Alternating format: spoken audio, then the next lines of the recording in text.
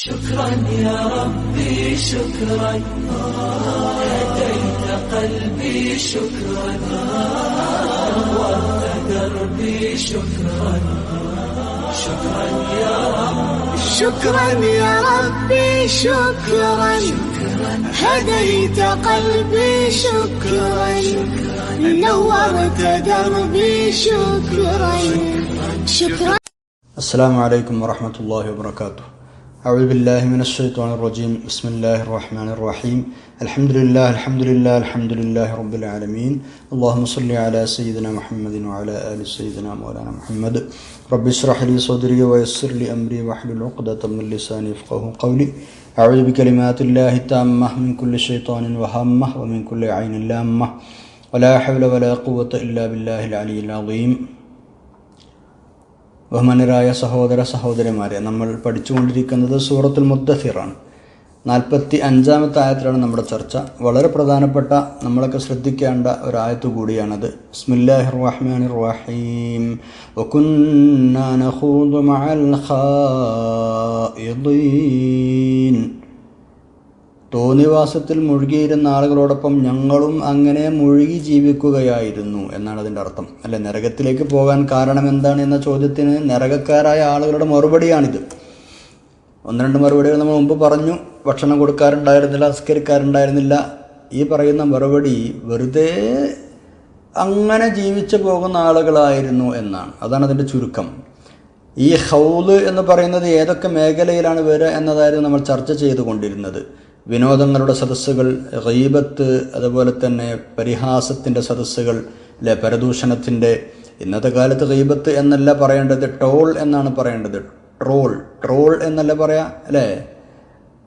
ട്രോളുകൾ കണ്ടിട്ടില്ലേ ഫേസ്ബുക്കിലും ഇവിടെയൊക്കെ? സുബ്ഹാനല്ലാഹ്, നിറഞ്ഞ് നിൽക്കുകയല്ലേ. എല്ലാവരും ഡിസൈൻ ചെയ്യുക, അത് ഷെയർ ചെയ്യുക, അത് എന്താണ് പറയുക, ലൈക്ക് ചെയ്യുക. ഇതൊക്കെയാണ് എന്ന് പറഞ്ഞാൽ ഒരാളെ പരിഹസിക്കാനുള്ള പരിപാടിക്കാണ്, ആ പരിഹാസത്തിനാണ് ട്രോൾ എന്ന് പറയാമെന്ന്. ആരെ വേണമെങ്കിലും കളിയാക്കുക. ഓരോ വിഭാഗങ്ങൾക്കും ഓരോ സംഘടനയുടെയും ഒരു ഉപവിഭാഗമായി ട്രോൾ വിങ് എന്ന് പറഞ്ഞ വിങ് തന്നെ ഉള്ള കാലമാണെന്ന്.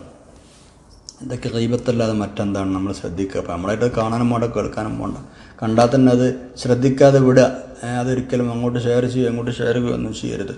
ചിലതിൻ്റെ ഹെഡിങ് ഒക്കെ ഉണ്ടാവും, എമ്മാതിരി ട്രോൾ, അല്ലെങ്കിൽ ഇന്നലെ ഒരു ഇങ്ങനത്തെ ഒരു ട്രോൾ ഞാൻ ജീവിതത്തിൽ കണ്ടിട്ടില്ല, അല്ലെങ്കിൽ ഈ ട്രോള് കണ്ടാൽ നിങ്ങൾ ചിരിച്ചു മരിക്കും. ഇങ്ങനെയൊക്കെ ഹെഡിങ് കൊടുത്തിട്ട് ഭയങ്കര ആകർഷകമായിട്ടേക്കാരം അത് പോസ്റ്റ് ചെയ്യുന്ന ആളുകൾ. സുബ്ഹാനല്ലാഹ്. ഒന്നുകിൽ അതൊരു ഒരാളെ കുറ്റം പറയാനായിരിക്കും, അല്ലെങ്കിൽ സമൂഹത്തെ കുറ്റം പറയാനായിരിക്കും, അല്ലെങ്കിൽ ഒരു വിഭാഗത്തെ കുറ്റം പറയാനായിരിക്കും, അല്ലെങ്കിൽ പരിഹസിക്കാനായിരിക്കും. ഇതാണ് ഇപ്പോൾ ട്രോളോട് നടക്കുന്നത്. അപ്പോൾ അത് ഈ ഒരു വിഭാഗത്തിലും, അതായത് ഗീബത്ത്, സുഖ്രിയ, പരിഹാസം, അല്ലെങ്കിൽ ഈ പരദൂഷണം, ഇതിൻ്റെ ഒക്കെ സദസ്സുകളിൽ, ഇതിൻ്റെ ഒക്കെ വേദികൾ നേരത്തെ പറഞ്ഞതുപോലെ വകുന്നാ നഖൂദു മഅൽ ഖായിദീൻ എന്ന പരിധിയിൽ വരുന്നതാണ്. അത്തരം വേദികൾ നമ്മൾ ഇരിക്കുകയാണെങ്കിൽ, അല്ലെങ്കിൽ അത്തരം സദസ്സുകൾ നമ്മൾ പങ്കെടുക്കുകയാണെങ്കിൽ, അല്ലെങ്കിൽ ആ പണി നമ്മൾ ചെയ്യുകയാണെങ്കിൽ അതൊക്കെ ഈ ഖൗദിൻ്റെ ഗണത്തിൽ പെടും എന്നർത്ഥം. വലിയ ഗൗരവമുള്ള വിഷയമാണിത്. സുബ്ഹാനല്ലാഹ്. നബി സല്ലല്ലാഹു അലൈഹി വസല്ലം തങ്ങൾക്ക് മേറാജിൻ്റെ രാത്രിയിൽ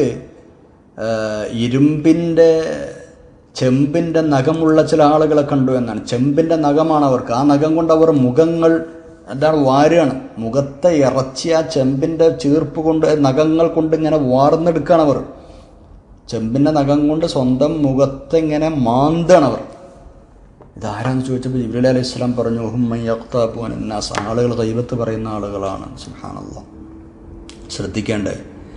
നബി സല്ലല്ലാഹു അലൈഹി വസല്ലം തങ്ങളോട് ആയിഷ റളിയല്ലാഹു അൻഹ സഫിയ ബീവിയെ കുറിച്ചൊരു പരാതി പറഞ്ഞു. പരാതിയല്ല, സഫിയ റളിയല്ലാഹുവിനെ കുറിച്ച് ഇങ്ങനെ പറഞ്ഞത് കേട്ടപ്പോൾ, ഇങ്ങനെ പറയുമ്പോൾ, മദ്ഹ് പറയുമ്പോൾ, അല്ലെങ്കിൽ സഫിയ റളിയല്ലാഹു അൻഹ അങ്ങനെയാണ് ഇങ്ങനെയെന്നൊക്കെ പറയുമ്പോൾ ആയിഷ റളിയല്ലാഹു അൻഹ നബി സല്ലല്ലാഹു അലൈഹി വസല്ലം തങ്ങളോട് പറഞ്ഞു, മദി നബിയെ പറഞ്ഞത്, ഹസ്ബുക മിൻ സഫിയത കദാ വകദാ, ഇങ്ങനെയൊക്കെയുള്ള സഫിയ അല്ല, മദീന സഫിയെ കുറിച്ച് പറഞ്ഞത് മതി. മറ്റെന്തോ ഒരു വിഷയം ഉണ്ടായപ്പോൾ പറഞ്ഞതാണിത് സംഭവം. അപ്പോൾ ആ സമയത്ത് എന്തായി? സഫിയനെ കുറിച്ച് ഇനി പറഞ്ഞത് മതി, കഥാ കഥ സഫിയ അങ്ങനെ ഇങ്ങനെയൊക്കെയല്ലേ എന്ന് പറഞ്ഞു പോയി ആയിഷ റളിയല്ലാഹു അൻഹ. അപ്പോൾ നബി സല്ലല്ലാഹു അലൈഹി വസല്ലം മറുപടി പറഞ്ഞു, എന്തേന്നറിയോ? ലഖദ് ഖുൽതി കലിമതൻ ലൗ മുസിജത് ബിമാഇൽ ബഹ്രി ലമസജതുഹു. നീ ഇപ്പോൾ പറഞ്ഞ കലിമത്തില്ലേ, ഹസ്ബുക മിൻ സഫിയ കഥാ കഥ എന്ന് പറഞ്ഞ സഫിയ ബിയെ കുറിച്ച് നിങ്ങൾ പറഞ്ഞില്ലപ്പോ, ആ ഒരു കലിമത്ത് ലൗ മുസിജത്ത് അത് കലർത്തപ്പെടുകയാണെങ്കിൽ ബിമാഇൽ ബഹരി കടലിലെ വെള്ളം കൊണ്ട് കലർത്തപ്പെടുകയാണെങ്കിൽ ലമസജത്ഹു ആ വെള്ളത്തെ അതാകെ മാറ്റിക്കളയും എന്ന് പറഞ്ഞാൽ ആ വെള്ളവുമായി അത് കലരും എന്ന്. കടലിലെ വെള്ളം എത്ര ഉണ്ട്? ഇനിയിപ്പോൾ ആ പറഞ്ഞ വാചകം കടലിൽ കൊണ്ടുകിടണമെങ്കിൽ കടലിലെ വെള്ളം മുഴുവനുമായി അത് ചേരും. അത്രയും ഗൗരവമാണ് ആ വിഷയം. അതിൻ്റെ ടേസ്റ്റും മണവും ഒക്കെ ഈ ഒരു വാക്ക് മാറ്റുമെന്ന് ഒരൊറ്റ കലിമത്ത്. സുബ്ഹാനല്ലാഹ്. എൻ്റെ ഇവിടെ ആയിഷ റളിയല്ലാഹു അൻഹ പറഞ്ഞത് സഫിയ ബീവിനെ കുറിച്ച് ഗൗരവമായ ആരോപണമല്ല ഉന്നയിച്ചത്. സഫിയ ബി സാരിഖത്താണ് എന്നോ അതല്ലെങ്കിൽ മറ്റെന്തെങ്കിലും തെറ്റുകൾ ചെയ്തു എന്നോ നുണ പറഞ്ഞു എന്നോ ഒന്നുമല്ല പറഞ്ഞത്. സഫിയ ബി ഇങ്ങനെ ഉള്ളത് തന്നെയാണ് പറഞ്ഞത്. ഇങ്ങനെയൊക്കെയല്ലേ സഫിയ ബി ഇനി മതി മുമ്പത്തെ കുറിച്ച് പറയണ്ട എന്നുള്ളത്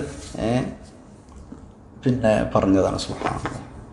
നമ്മളെ കണ്ണിലൊക്കെ നമ്മളെ കാഴ്ചപ്പാടിലൊക്കെ വളരെ ബസീത്തായ അല്ലെങ്കിൽ വളരെ എന്താണ് പറയുക, നമ്മൾ തീരെ പരിഗണിക്കാത്ത ചെറിയൊരു വിഷയമാണിത് പറഞ്ഞത്. അതിനാണ് ഇങ്ങനെ പറഞ്ഞത്. കടൽ കൊണ്ടുപോയിട്ടാലും മൊത്തം അതിൻ്റെ ഇത് മാറും എന്ന്. സുബ്ഹാനല്ലാഹ്. ഗീബത്തിൻ്റെ ഒരു ഗൗരവമാണ് ആ വാചകം സൂചിപ്പിക്കുന്നത്. നമ്മൾ ശ്രദ്ധിക്കണം.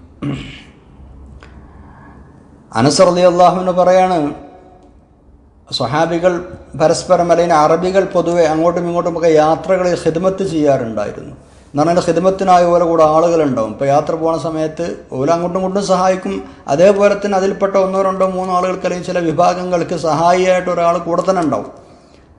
ഒരു യാത്രയിൽ അബൂബക്കർ റളിയല്ലാഹു അൻഹു ഉമർ റളിയല്ലാഹു അൻഹു രണ്ടുപേരും ഒരു യാത്രയിലാണ്. ആ യാത്രയിൽ ഇവരെ രണ്ടുപേരെയും സേവിക്കാൻ ഒരാളും ഉണ്ടായിരുന്നു, ഖാദിമായിട്ട് ഒരാളുണ്ടായിരുന്നു. ആ സാധു ഒരിക്കൽ ഉറങ്ങിപ്പോയി. അബൂബക്കർ റളിയല്ലാഹു അൻഹു ഉമർ റളിയല്ലാഹു അൻഹു രണ്ടുപേരും എഴുന്നേറ്റപ്പോൾ ഭക്ഷണം റെഡിയാക്കിയിട്ടില്ല. ഖാദിമ ഉറങ്ങാണ്.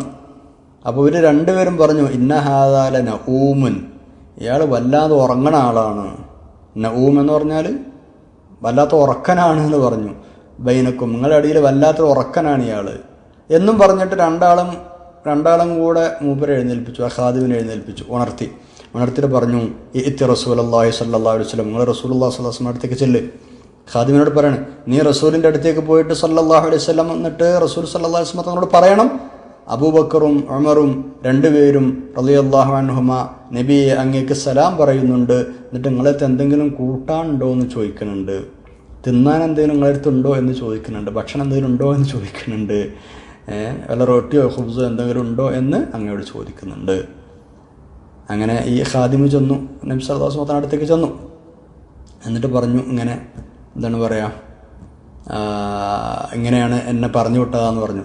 അപ്പം നബി സല്ലല്ലാഹു അലൈഹി വസല്ലം തങ്ങളൊരു മറുപടി പറഞ്ഞു അയാളോട്, അഖ്ബിർഹുമാ, ഉമറിനോടും അബൂബക്കറിനോടും റളിയല്ലാഹു അൻഹുമാ പോയി ചെന്നിട്ട് എന്താ പറയേണ്ടതെന്നറിയോ, അന്നഹുമാ, അവർ രണ്ടുപേരും ഖദ് തദമ, അവർ ഭക്ഷണം കഴിച്ചിട്ടുണ്ട്, ഓൾറെഡി അവരെ വയറ് നിറഞ്ഞിട്ടുണ്ട് എന്ന് പറയും അവരോട് രണ്ടുപേരോടും എന്ന് പറഞ്ഞു. ഇയാൾക്ക് ആകെ പേടിയായി.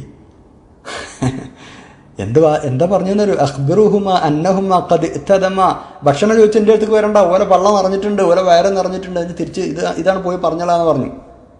സുബ്ഹാനല്ലാഹ്. ഈ ഖാദിമ് പേടിച്ചിട്ട് പിന്നെ എന്താണ് പറയുക, നബി സല്ലല്ലാഹു ഇവർ രണ്ടുപേരുടെ ഈ വിഷയം പറഞ്ഞു. ഇത് കേട്ടപ്പോൾ ഇവരും പേടിച്ചു. അബൂബക്കർ ഉമർ റളിയല്ലാഹു അൻഹു വല്ലാതെ പേടിച്ചു. ഈ ഖാദിമിന് ഇപ്പോൾ സംഭവം അറിയില്ലല്ലോ. ഖാദിമ മറുപടി അതേമാരോട് അത് പറഞ്ഞു. ഇത് കേട്ടപ്പോൾ ഇവർ രണ്ടുപേരും ഭയങ്കര പേടിച്ചിട്ട് വേഗം വന്നു നബി സല്ലല്ലാഹു അലൈഹി വസല്ലം അടുത്തേക്ക്. എന്നിട്ട് പറഞ്ഞു, യാ റസൂലല്ലാഹ് സ്വല്ലല്ലാഹു അലൈഹി വസല്ലം, രണ്ടുപേരും പറയാൻ, നബിയെ ഞങ്ങളെ ഖാദിമിനെ അയച്ചിരുന്നു അങ്ങയുടെ അടുത്തേക്ക്, എന്തെങ്കിലും ഭക്ഷണം കഴിക്കാനുണ്ടോ കൂട്ടാൻ എന്തെങ്കിലും ഉണ്ടോ എന്ന് ചോദിച്ചിട്ട്. അപ്പം നിങ്ങൾ മറുപടി പറഞ്ഞയച്ചു, ഞങ്ങൾ രണ്ടുപേരും ഭക്ഷണം കഴിച്ചിട്ടുണ്ട്, വയറ് നിറഞ്ഞിട്ടുണ്ട് എന്ന്. ഞങ്ങൾ തിന്നുക എന്ന് ചോദിച്ചു. അബൂബക്കർ തങ്ങളും ഉമർ തങ്ങളും ചോദിച്ചു നബിയോട് സല്ലല്ലാഹു അലൈഹി വസല്ലം, എന്ത് ഞങ്ങൾ കഴിച്ചു എന്നാണ് അങ്ങ് ഉദ്ദേശിച്ചത്, ഞങ്ങളൊന്നും കഴിച്ചിട്ടില്ലല്ലോ. അപ്പോൾ നബി സല്ലല്ലാഹു അലൈഹി വസല്ലം തങ്ങൾ പറഞ്ഞു, നന്നായി കാത് കൂർപ്പിച്ച് കേൾക്കുക, നമ്മുടെ ഓരോരുത്തരും. എന്താ പറഞ്ഞറിയോ, എങ്ങനെ നിങ്ങളെ വയറ് നിറഞ്ഞെന്ന് ഞാൻ പറഞ്ഞുതരാം. ബി അക്ലിക്കുമാ ലഹ്മ അഖീക്കുമാ, നിങ്ങളുടെ സഹോദരനായ ഖാദിമിന്റെ ഇറച്ചി നിങ്ങൾ തിന്നില്ലേ, അതുകൊണ്ട് നിങ്ങൾ വയറ് നിറഞ്ഞു. ബി അക്ലിക്കുമാ ലഹ്മ അഖീക്കുമാ, നിങ്ങളുടെ ആ അഖിൻ്റെ ഖാദിമായ സഹോദരൻ്റെ ഇറച്ചി നിങ്ങൾ തിന്നത് കൊണ്ട് നിങ്ങൾ വയറ് നിറഞ്ഞു. ഇത്രയും കൂടി പറഞ്ഞു, ഇന്നീല അറാ ലഹ്മഹു ബൈന സനായാക്കും, നിങ്ങളുടെ പല്ലുകൾക്കിടയിൽ ഞാൻ ആ സഹോദരൻ്റെ ഇറച്ചി കാണുന്നുണ്ട്. നിങ്ങളിപ്പോൾ ഇറച്ചി തിന്നിട്ട് വരല്ലേ, ആ ഇറച്ചി നിങ്ങളെ പല്ലിൻ്റെ ഇടയിൽ നിങ്ങൾക്ക് കാണാനുണ്ട്, അതുകൊണ്ട് നിങ്ങളെ വയറ് നിറഞ്ഞിട്ടുണ്ട്. അതാ ഞാൻ പറഞ്ഞത്. രണ്ടുപേർക്കും അബദ്ധം മനസ്സിലായി. അവർ നേരത്തെ പറഞ്ഞില്ല ഇന്നഹാദാലിന് ഊമൻ, ഈ ചങ്ങായി ഭയങ്കര ഉറക്കക്കാരനാന്ന് പറഞ്ഞില്ലേ, അതാണ് പ്രശ്നം. സുബ്ഹാനല്ലാഹ്. ഇവർ രണ്ടുപേരും പറഞ്ഞു, നബിയെ സല്ലല്ലാഹു അലൈഹി വസല്ലം പറ്റിപ്പോയി നബിയെ, ഞങ്ങൾക്ക് വേണ്ടി അങ്ങ് അള്ളാഹുവിനോട് ദുആ ചെയ്യണം. അപ്പം എന്താ പറഞ്ഞു തരും? എന്നാ ഞാൻ ദുആ ചെയ്യാം, അള്ളാഹു നിങ്ങൾക്ക് പൊരുത്തപ്പെട്ടെന്നല്ല. ഹുവ ഫല്യസ്തഗ്ഫിർ ലക്കുമാ, ഓനോട് പറയും നിങ്ങൾക്ക് പൊരുത്തപ്പെട്ട് തരാൻ. ഹുവ, അവൻ, ആ ഖാദിം, ഫല്യസ്തഗ്ഫിർ ലക്കുമാ, നിങ്ങൾക്ക് പൊരുത്തപ്പെട്ട് തരട്ടെ. എൻ്റെ പൊന്നു ചങ്ങായിമാരെ, സഹോദരന്മാരെ, ഒന്ന് ആലോചിച്ച് നോക്കണം. നമ്മളൊക്കെ എന്താണ് പറയുക, എത്ര ലാഘവത്തോടെയാണ് നമ്മൾ ഇത്തരം വിഷയങ്ങളൊക്കെ കാണാറ്. എന്താണ് ഇവിടെയൊക്കെ നബി സല്ലല്ലാഹു അലൈഹി വസല്ലം തങ്ങൾ നമുക്ക് പഠിപ്പിച്ചു തരുന്നത്? മഹാന്മാരായ സഹാബികളാണ് അബൂബക്കർ, ഉമർ റളിയല്ലാഹു അൻഹുമ. നമ്മളെ സംബന്ധിച്ച് വളരെ നിസ്സാരമായ ഒരു സംഗതിയാണ് അവർ പറഞ്ഞത്. ഇപ്പം ഭയങ്കര ഉറക്കക്കാരനല്ലോ, നീ ചൂടെ പോയി ചെല്ലുന്നുണ്ട് പറഞ്ഞയച്ചാണ് നബി സല്ലല്ലാഹു അലൈഹി വസല്ലം ഭക്ഷണം ചോദിച്ചിട്ട് ഒരു പള്ളറിഞ്ഞിട്ടുണ്ട് പറഞ്ഞ് തിരിച്ചു വിട്ടു. എന്നിട്ട് പൊറുക്കന്നെ തേടാൻ പറഞ്ഞപ്പോൾ ഹുവ ഫല്യസ്തഗ്ഫിർ ലക്കുമാ, ഞാൻ ചെയ്യില്ല, ഓനോട് പറയും. യാ അല്ലാഹ്, ഈ മനുഷ്യന്മാരുമായുള്ള ഹഖ് എന്ന് പറഞ്ഞാൽ ഗൗരവമാണ് സഹോദരന്മാരെ. നമ്മൾ ആരെ കുറ്റം പറഞ്ഞു അതിന് മോചനം നേടണമെങ്കിൽ, കളിയാക്കിയോ പരിഹസിച്ചോ എന്ന് നമ്മൾ രക്ഷപ്പെടണമെങ്കിൽ ആ ചങ്ങായി പൊരുത്തപ്പെട്ട് തന്നെ വേണം, മറുസൈഡിൽ നിന്നുള്ള പൊരുത്തം വേണം. അല്ലെങ്കിൽ അത് നമ്മളെ പെരടി തന്നെ ഉണ്ടാവും, ഒരിക്കലും പോവില്ല. ഗീബത്ത് വളരെ പ്രയാസമാണ്, വളരെ പ്രശ്നമാണ്. സുബ്ഹാനല്ലാഹ്. അഥവാ അങ്ങനെ നമ്മൾ ആരെങ്കിലും കുറ്റം പറഞ്ഞ അയാൾ നമുക്ക് അറിയില്ല നോക്കുക, അയാൾക്ക് ഇസ്തിഗ്ഫാർ ചെയ്യുക, അയാൾക്ക് പുറത്തുകൊള്ള തേടുക, അല്ലെങ്കിൽ അയാൾ മരിച്ചു നോക്കുക, അയാൾക്ക് പുറത്തു കൊടുക്കാൻ വേണ്ടി ദുആ ചെയ്യുക, അയാൾ അനന്തരാവകാശികൾക്ക് എന്തെങ്കിലും നന്മ ചെയ്യാൻ പറ്റുമോ അങ്ങനെ ചെയ്യുക, എങ്ങനെയെങ്കിലും ആ കടം വീട്ടണം. പറയപ്പെട്ടിട്ടില്ലേ, ഗീബത്ത് സിനയേക്കാൾ ഗൗരവമാണ്, വ്യഭിചാരത്തേക്കാൾ ഗൗരവമാണ് ഗീബ. സുഫിയാൻ ഇബ്നു ഉയൈന റളിയല്ലാഹു അൻഹു പറയാറുണ്ട് അങ്ങനെ, അള്ളാഹുവിൻ്റെ അടുക്കൽ സിനയേക്കാളും കള്ളുകുടിയേക്കാളും ഒക്കെ വലിയ ഗൗരവമുള്ള വിഷയമാണ് ഗീബത്ത്. കാരണം സിന, വ്യഭിചരിച്ചു, അതിന് കള്ളു കുടിച്ചു, അത് അള്ളാഹുവിൻ്റെയും നിൻ്റെയും ഇടയിലുള്ള തെറ്റാണ്. അത് നീ അള്ളാഹിനോട് പറഞ്ഞ് അള്ളാഹിനക്ക് പുറത്തുനിന്നാൽ രണ്ടാം സുൽഹായാൽ അത് വിഷയം കഴിഞ്ഞു, അള്ളാഹു തആല മാപ്പ് ചെയ്തെന്നാൽ ആ വിഷയം അവിടെ തീർന്നു. പക്ഷേ വൽഗീബത്തു ലാ യഗ്ഫിറു ലക ഹത്താ യഗ്ഫിറ ലക സാഹിബുക, ഗീബത്ത് പടച്ചോൻ നിനക്ക് പുറത്തു തരണമെങ്കിൽ ആ പറയപ്പെട്ട ആളത് പുറത്തു തരാതെ അള്ളാഹ് ചെയ്യൂല. നമ്മൾ നോക്കുകയാണെങ്കിൽ സിനയെ സംബന്ധിച്ച് തൗബ ചെയ്താൽ പെട്ടെന്ന് എളുപ്പമാണ് മടങ്ങി വരാൻ. പടച്ചോൻ സ്വീകരിച്ചാൽ തൗബ സ്വീകരിച്ചാൽ, കള്ളു കുടിച്ചാൽ തൗബ സ്വീകരിച്ചാൽ പുറത്തുനിന്ന് റബ്ബ്. പക്ഷേ ഗീബത്ത് റബ്ബ് പുറത്തു തരണമെങ്കിൽ മറ്റോടത്തുനിന്ന് എന്താക്കണം, മറ്റവും പുറത്തു തരണം. അതുകൊണ്ടാണ് സിനയേക്കാൾ ഗൗരവമാണെന്ന് പറയാൻ കാരണം. വകുന്നാ നഖൂദു മഅൽ ഖായിദീൻ, ഒരിക്കലും ഇനി നമ്മൾ അത്തരം സദസ്സുകൾ ഇരിക്കാൻ പാടില്ല. യാ റബ്ബ്, ഇരിക്കാനോ അതല്ലെങ്കിൽ അത്തരം സദസ്സുകളിൽ പങ്കെടുക്കാനോ, ഇനിയിപ്പോൾ നമ്മളൊന്നും പറയണില്ല എന്ന് വെക്കുക, ആ സദസ്സിൽ ഇരിക്കാനോ വേണ്ട, അതപ്പോൾ പറഞ്ഞത്. അവിടെ ഇരിക്കുന്നതിന് അർത്ഥം എന്താ? അത് കേട്ട് ആസ്വദിച്ചൊക്കെ സമ്മതിച്ചങ്ങനെ ഇരിക്കുക, അതല്ല. നമ്മളെ പ്രതിഷേധം രേഖപ്പെടുത്തി അവിടുന്ന് പോരണം. നമ്മൾ ആ കുറ്റത്തിൽ പങ്കാളികളാവാൻ പാടില്ല. സുബ്ഹാനല്ലാഹ്. അവരോട് പറയണം, ഇത് സൂക്ഷിക്കണം, ഇത് ഗീബത്താണ്, ഇതിന് ഞാനില്ല എന്ന് പറയണം. ആര് ഗീബത്ത് പറയാൻ ശ്രമിക്കുമ്പോൾ നമ്മളത് പറഞ്ഞ് മുടക്കാൻ ശ്രമിക്കണമെന്നാണ്. അങ്ങനെ എന്ത് ചെയ്യണം, നമ്മളങ്ങനെ ഒരു സഹോദരനെ കുറിച്ച് ഗീബത്ത് പറയേണ്ട ഒരു സാഹചര്യത്തിൽ അത് പറയുന്ന ഒരാളെ തടഞ്ഞു നിർത്തിയാൽ അയാൾ അഭിമാനം നമ്മൾ സംരക്ഷിച്ചു എന്നാണ് അതിൻ്റെ അർത്ഥം, അല്ലേ? അയാൾ ശരിക്കും അറിയില്ല നമ്മൾ അയാൾക്ക് ഇവിടെ സഹായം ചെയ്യുന്നുണ്ട് എന്ന്.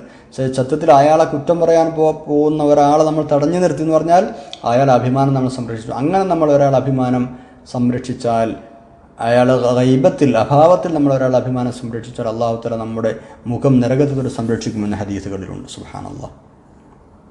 അപ്പോൾ ഗൈബത്തിൻ്റെ സദസ്സുകളിലാണെങ്കിൽ നമ്മൾ പറയും, വെറുതെ എന്തിനാണ് അവനെ കുറ്റം പറയുന്നത്, അങ്ങനെ പറഞ്ഞിട്ട് ആ കുറ്റം പറച്ചിൽ ഒഴിവാക്കിക്കുക.